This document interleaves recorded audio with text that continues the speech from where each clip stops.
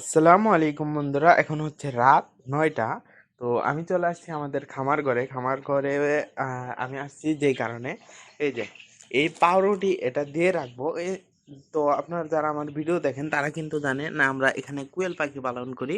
আমরা যদি এখানে একটু দেখাই, এই যে 6টা কোয়েল পাখি ছিল, সেখান থেকে এখন 4টা আছে। 2টা ইঁদুর আর কি এর গলার ওইখানে ছিঁড়ে ফেলছিল, ওইগুলো জবাই করে ফেলতে হয়েছে। তো 4টা আলহামদুলিল্লাহ 4টা ডিমই পেড়ে রাখছে। তো সেজন্য এগুলাকে আর কি বাঁচানোর জন্য আমরা ইঁদুরকে রুটি খাওয়াই প্রতিদিন রাতে। তো এখানে এই যে গর্তের মুখ আছে, তো এখানে দিয়ে রাখি, মানে যেন এরা রাতে এসে এই কোয়েল পাখিগুলাকে আর ডিস্টার্ব না করে, মানে মেরে না ফেলে, যেন আমাদের ফালাই না দিতে হয়, মানে জবাই না করতে হয়। তো এই যে এখানে 2 টুকরো দিয়ে রাখলাম। তো এদিকে একটু দিয়ে রাখি, এখানে একটু দিয়ে রাখলাম। বাকিটুকু আমরা পলির ভিতরে রেখে দিলাম। তো এখানে এই যে এই মুরগিটার নিচে বাচ্চা আছে, এটা কুচো আসছে আলহামদুলিল্লাহ। এবং এই বাসায় 3টা ডিম আছে আলহামদুলিল্লাহ, এই মুরগিটা কুচো আসছে। তো এখানে এই যে 2টা বসে আছে। সবাই অবশ্যই মাশাআল্লাহ কমেন্ট করবেন। আর রাতে আমরা আমাদের কোয়েল পাখি প্লাস এই দেশি মুরগির বাচ্চা আছে এখানেই।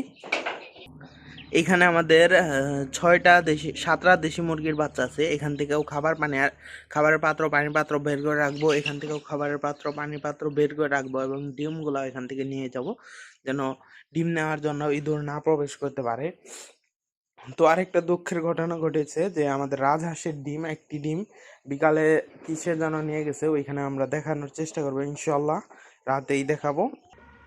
তো এখানে আমাদের হাঁসটা মূলত বসে রয়েছে। তো আর কি রাতে দেখলাম যে ঠিক আছে কিনা।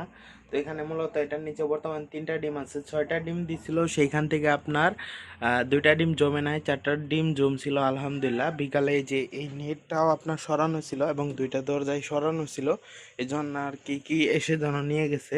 তো সবাই দোয়া করবেন। আজকের ভিডিওটা পর্যন্ত। ভিডিওটি ভালো লাগলে লাইক করে কমেন্ট করে চ্যানেলটি সাবস্ক্রাইব করে দেবে যাবেন। ধন্যবাদ সবাইকে, আসসালামু আলাইকুম।